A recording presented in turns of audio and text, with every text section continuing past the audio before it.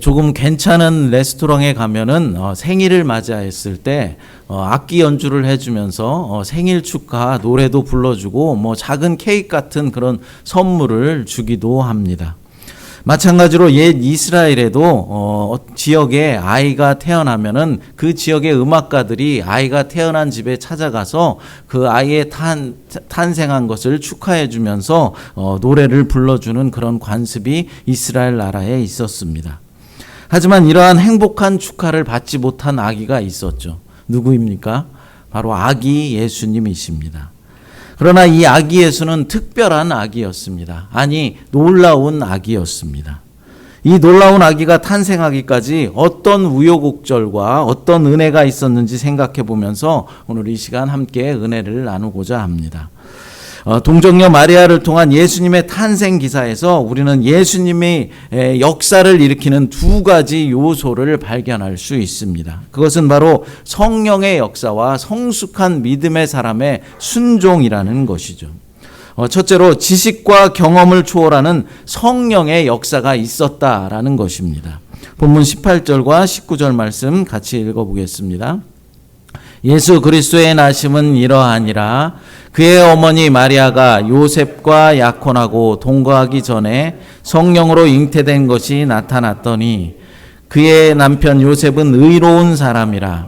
그를 드러내지 아니하고 가만히 끊고자 하여. 아멘. 아기 예수는 마리아와 요셉이 정혼한 때에 잉태되었습니다. 유대법에 따르면 정혼은 1년 정도 지속될 수 있었으며 오늘날의 약혼과 비슷한 그런 제도였지만은 현대의 약혼보다는 훨씬 더 무거운 관계였다라는 것이죠. 어느 정도 무거운 관계였냐면은 정혼한 남자를 남편이라고 불러야 할 정도였을 뿐만 아니라 정혼한 상태에서 만약 남자가 이제 남편이 죽으면은 이 여자는 미망인으로 불릴 정도였습니다.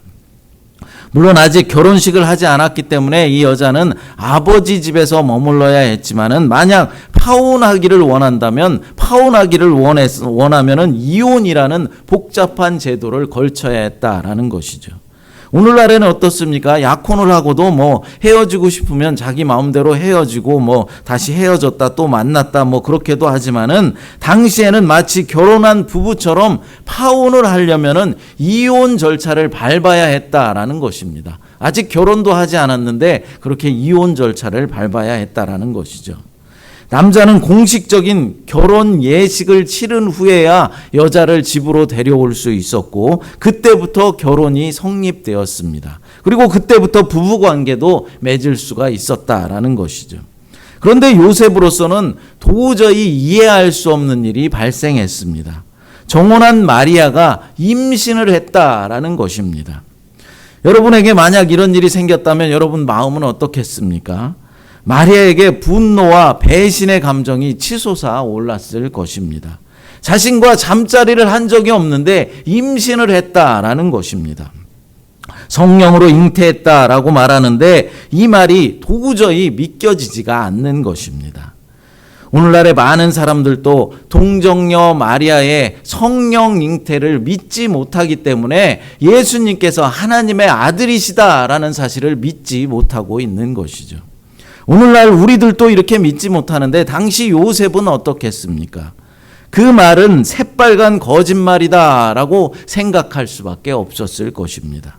성령을 통한 잉태라는 것은 요셉의 지식과 경험을 뛰어넘는 것이기 때문입니다. 당시 율법에 따르면 정혼한 여자가 다른 남자와의 관계로 임신을 하게 되면 돌로 쳐 죽여야만 했습니다. 임신한 여자뿐만 아니라 임신을 시킨 남자까지도 똑같이 죽였다라는 것이죠. 하지만 신실하고 자비로운 사람이었던 요셉은 이 일을 드러내지 아니하고 가만히 끊고자 하였다라고 말씀하고 있습니다. 그러니까 마리아에게 어떤 피해도 가지 않도록 배려하려 했다라는 것이죠. 다른 사람들은 아무도 모르게 그냥 정혼을 파기하려고만 했던 것입니다. 율법의 원칙보다는 율법의 정신인 사랑을 따랐던 것입니다. 하나님은 이렇게 신실하고 자비로운 사람 요셉을 통하여서 그리스도를 나게 하신 것입니다. 그렇습니다. 우리가 법대로 완벽하게 살아가면 얼마나 좋겠습니까? 하지만 사람이 만든 법에도 취약점이 있다라는 것이죠.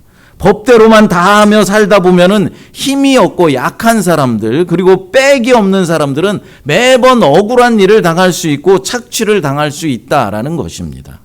당연히 우리가 법은 지켜야 합니다. 하지만 누가 봐도 억울해 보이고 누가 봐도 속는 것 같고 누가 봐도 힘 있는 자들의 모함으로 보인다면은 한 번쯤은 관용을 베풀어주고 긍휼히 여길 줄도 알아야 한다라는 것이죠. 여러분, 만약 요셉이 마리아가 임신했다라는 사실을, 그 말을 듣고 너무나도 화가 나서 법대로 처리했다면 어떻게 됐겠습니까? 요셉은 예수님의 아버지가 되는 그런 축복을 받지 못했을 것입니다. 그러므로 우리 믿음의 사람들에게 필요한 덕목은 관용과 자비로움이라는 사실입니다. 오히려 우리가 용서해 주었을 때 하나님의 영광을 더 많이 드러낼 수 있다라는 것이죠. 어쨌든 요셉에게 성령을 통한 잉태라는 것은 자신의 지식과 자신의 경험을 뛰어넘는 일이었기 때문에 그냥 조용히 처리하려고만 했습니다. 그렇습니다. 성령의 역사는 많은 경우 우리의 지식과 경험을 초월하는 경우가 많습니다. 그래서 그런 일이 벌어지면 우리가 당황하고 고민할 수밖에 없는 것이죠. 성령의 역사를 깨닫지 못하고 고민하는 요셉의 모습이 바로 우리의 모습일 수 있다라는 것입니다. 그나마 성령의 역사가 우리가 원하는 방향으로 이루어져 간다면 우리는 기뻐하며 감사할 수 있을 것입니다. 하지만 성령의 역사가 내가 생각하는 것의 반대 방향으로 나타나면 어떻겠습니까? 낙담하게 되고 하나님을 원망하게 된다라는 것이죠. 예를 들어서 추진하는 사업이 잘 되고 성공하여서 하나님께 더 많은 헌금을 드리는 것이 성령의 역사다라고 생각해서 사업의 성공을 위해서 계속해서 기도해 왔습니다. 그런데 결과는 기대하지 않았던 사업의 실패로 나타났습니다. 그럼 성령의 역사가 일어나지 않은 것일까요? 아닙니다. 사업의 실패가 성령의 역사라는 것입니다. 사업이 잘 될 때는 바쁘다는 핑계로 하나님을 예배하는 일을 게을리 했습니다. 처음에는 주일 한번 빠지는 것 좀이야 라고 생각하면서 사업 생각했지만은 이제 사업이 점점 더 번창해 가자 주일에 교회에 나가는 날보다 교회에 나오지 않는 날이 더 많게 되었습니다. 그러다 보니 믿음도 떨어져 갑니다. 사업이 잘 되면 더 많은 헌금을 하나님 앞에 드리겠다라고 약속했지만 믿음도 떨어지고 교회 나오는 날도 점점 줄어들고 이제는 욕심까지 생겨버리게 되었습니다. 여러분, 만약 상황이 이렇다면 사업의 성공이 성령의 역사이겠습니까? 사업의 실패가 성령의 역사이겠습니까? 우리 성령님은 우리의 물질에 관심이 있으신 분이 아닙니다. 우리의 믿음에 관심이 있으신 분이시죠. 본문에서 마리아가 임신한 것은 우리 인간의 눈으로 볼 땐 정말로 잘못된 것처럼 보이고 내가 원치 않는 방향으로서의 역사입니다. 하지만 하나님은 처녀의 임신을 통해서 성령의 권능을 베푸셨고 요셉을 세우셨고 또 전 인류를 구원할 메시아가 탄생하게 하신 것입니다. 그러므로 우리는 성령의 역사를 자신의 지식과 경험 안에 제한시키지 말아야 하는 것입니다.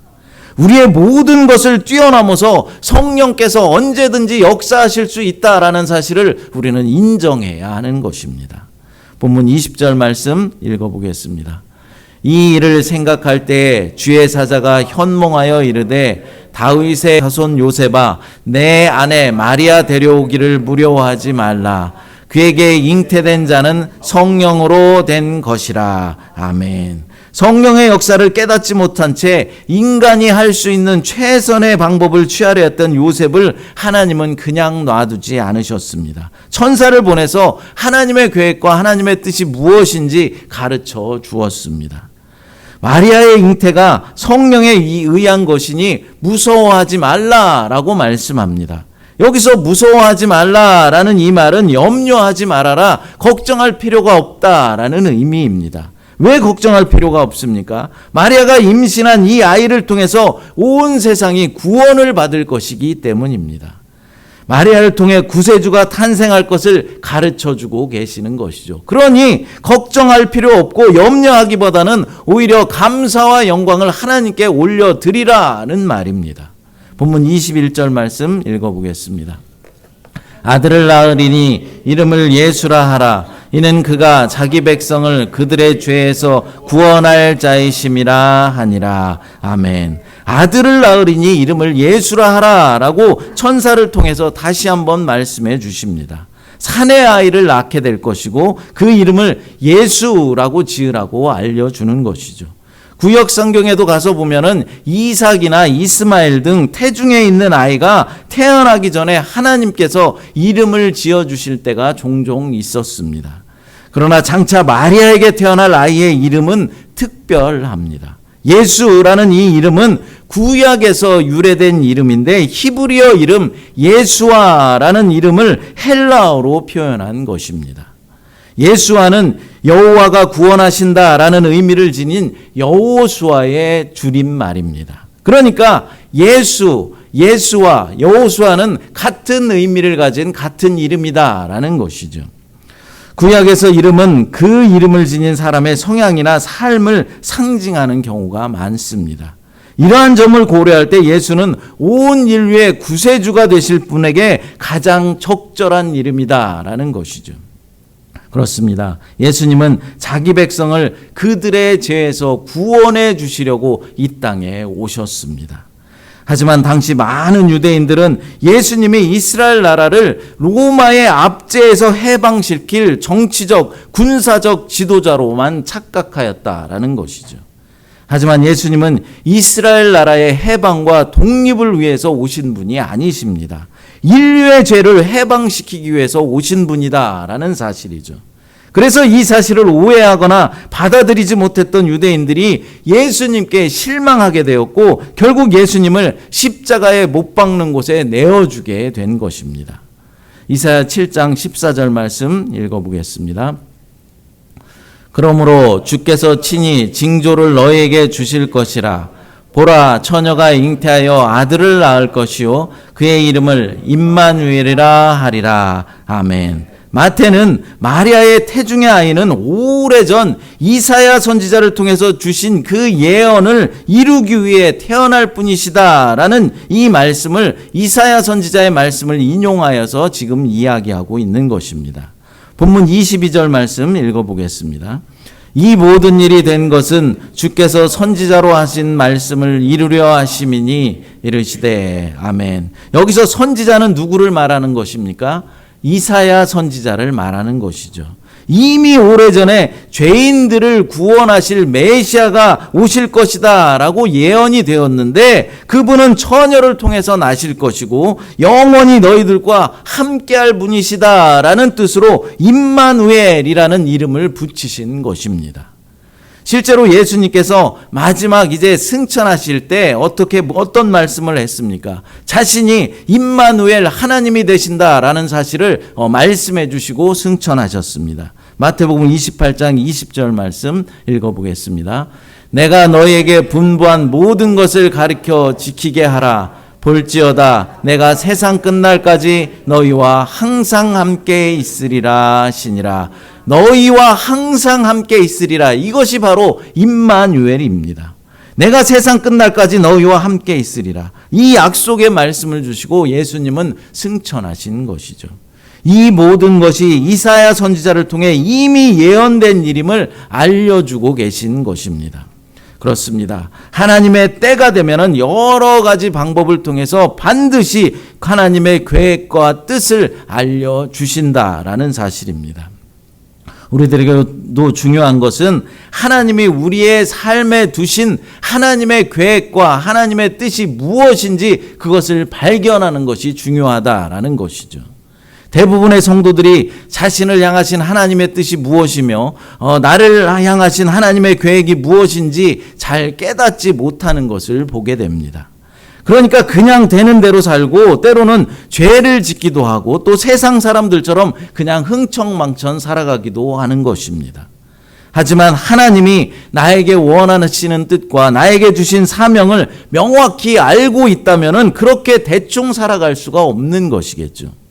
세례 요한은 예수님의 길을 예비하는 것이 자신의 사명임을 알아서 마치 임금이 길을 갈 때 그 앞서 길을 준비하는 것처럼 요단강에서 회개의 세례를 베풀어서 주의 복음이 전파될 수 있도록 준비하셨습니다. 이방인 선교의 사명을 확실히 알았던 사도 바울은 잠시도 쉬지 않고 전도 여행을 다니면서 주의 복음을 전하는 일에 일평생 매진하였습니다. 심지어 옥에 갇힌 상태에서도 주의 복음을 전하는 일을 쉬지 않았었습니다. 우리들에게 필요한 믿음이 바로 이런 믿음이다라는 것이죠. 나를 향하신 주님의 뜻이 무엇인지 먼저 깨닫는 일 말입니다. 전도의 사명을 주셨습니까? 봉사의 사명을 주셨습니까? 어떤 분은 물질로 섬기는 사명을 주신 분도 있습니다. 어떤 분은 기도의 사명이 있습니다. 찬양의 사명이 있는 분들도 있습니다. 사랑과 섬김의 사명도 주셨습니다. 아직도 자신을 향하신 하나님의 뜻이 무엇인지 잘 모르시는 분들이 있다면 끊임없는 묵상과 간절한 기도로 하나님의 계획과 뜻이 무엇인지 발견하는 기쁨을 누리게 되시기를 간절히 바랍니다. 하나님은 우리에게 약속한 일들을 때가 되면 성령의 역사를 통하여서 반드시 이루어 주십니다. 둘째로 즉각적이고 정확한 순종이 있었습니다. 본문 24절, 25절 말씀 읽어보겠습니다. 요셉이 잠에서 깨어 일어나 주의 사자의 분부대로 행하여 그의 아내를 데려왔으나 아들을 낳기까지 동침하지 아니하더니 나음의 이름을 예수라 하니라. 아멘. 지식과 경험을 초월하는 성령의 역사로 요셉은 깨달음을 얻었습니다. 하지만 깨달음을 얻은 것으로 그치면 안 됩니다. 깨달음을 얻은 대로 실천하며 순종하며 살아가는 것이 필요하다라는 것이죠. 요셉이 하나님의 계획과 뜻을 알았을 때 보인 반응은 순종이었습니다. 즉각적으로 요셉은 순종하였습니다. 주저하지 않고 자신의 아내를 데려왔고 요셉의 순종은 또 즉각적일 뿐만 아니라 정확하였다라는 것이죠. 그는 마리아가 출산할 때까지 그녀와 동침하지 않았습니다. 또한 주의 사자가 말한 대로 아들이 태어나자 그 이름을 예수라고 지었습니다. 하나님의 계획과 뜻을 알았을 때 우리가 보여야 할 반응도 바로 순종이라는 것입니다. 그것도 즉각적이고 정확한 순종이어야만 하는 것이죠. 내 형편과 사정에 맞추어서 순종의 시간을 뒤로 미뤄서도 안 되고 하나님이 원하시는 대로가 아니라 내 생각대로 내 마음에 옳은 대로 순종하는 것도 안 되는 것입니다. 저는 우리 성도들이 즉각적으로 순종하고 하나님의 뜻대로 순종하게 되기를 간절히 바랍니다. 우리의 순종이 정말로 즉각적이고 정확한 순종이 될 때 우리의 삶은 더욱더 풍요로워지고 더욱더 기쁨과 감사가 넘쳐나는 삶이 될 것입니다. 우리가 하나님을 믿고 주일에 나와서 이렇게 하나님 앞에 예배를 드려도 우리에게 참된 기쁨과 감사가 없는 것은 무슨 이유일 것일까요? 저는 그 이유가 우리의 순종의 모습이 올바르지 않기 때문이다라고 생각합니다. 무슨 말이냐면 하나님이 정해주신 시간에 하나님께 온 마음 다해서 예배드리고 늘 전심으로 기도하며 예수님의 이름을 높이며 날마다 찬양의 삶을 살아간다면 우리의 삶은 지금보다도 훨씬 더 기쁘고 감사가 넘쳐나는 삶이 될 것입니다. 예수님이 말씀하신 것처럼 내 이웃을 내 몸같이 사랑할 수 있다면 또한 늘 자신을 낮추고 겸손한 삶을 살아갈 수 있다면 정말로 우리의 인생은 더욱더 풍요로운 삶이 될 것입니다. 하지만 대부분 우리의 모습은 어떻습니까? 하나님을 예배하면서도 내가 높아지기를 원하고 내가 주도권을 잡기를 원하고 있고 내가 왕이 되어서 내 마음대로 내 뜻대로 행하길 원하고 있다라는 것이죠. 그러니 어디 이 세상이 만만해서 내 마음대로 내 뜻대로 되는 것이 잘 있습니까? 내 배우자도 내 마음대로 되지 않습니다. 내가 낳은 자식도 내 뜻대로 되질 않는다라는 것이죠. 내 육신조차 내 마음대로 움직여주지 않을 때가 너무나 많습니다. 내 마음대로 내 뜻대로 되는 것이 없으니 어떻게 기쁘고 감사할 수 있습니까? 오히려 짜증만 나고 불평만 생기게 되는 것이죠. 그러므로 우리가 기쁨의 삶, 감사의 삶, 풍요로운 인생을 살기 위해서는 그것을 원한다면 모든 것을 내려놓고 하나님께 모든 것을 맡겨 드려야 하는 것입니다. 저는 다 맡겼습니다, 목사님. 그런데도 아직 내 마음에 평안이 없습니다. 아니요, 이렇게 말하는 분은 아직 다 맡기질 않았습니다. 무언가 붙잡고 있는 것이 있다라는 것이죠. 그것이 무엇인지 깨닫게 되시기를 바랍니다. 애굽의 바로 왕이 하나님의 10가지 재앙에도 불구하고 끝까지 붙잡으려 했던 것들이 있었습니다. 첫째로는 혼합주의라는 것이죠. 너희가 하나님을 예배하는 것은 내가 허락해 주지만 애굽 땅에서 나가지 말고 이곳에서 하나님을 예배하라라고 바로가 말했습니다. 그러니까 하나님을 섬기지만은 세상 유행도 쫓아 따라 살아가라라는 것이죠. 오늘날 성도들이 버리지 못하는 것이 바로 이것입니다. 주일이면 하나님을 예배하지만 세상에 나가서는 세상 법대로 살아가고 있다라는 것이죠. 하지만 우리 성도들은 세상 법이 우선이 되어서는 안 되고 하나님의 법이 우선이 되어야 한다라는 사실을 마음판에 새기시기 바랍니다. 둘째로는 적당주의입니다.